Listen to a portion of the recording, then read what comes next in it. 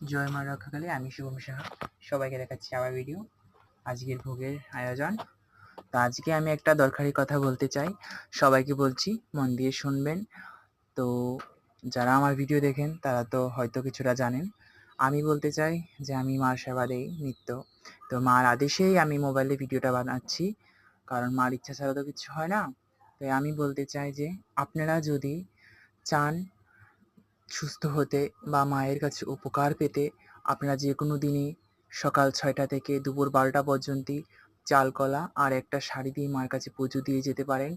মা আপনাদের ইচ্ছা 21 দিনের মধ্যে পূর্ণ করে দেবে, এটা মা আমাকে জানিয়েছেন এবং মার আদেশে আমি আপনাদের জানাচ্ছি।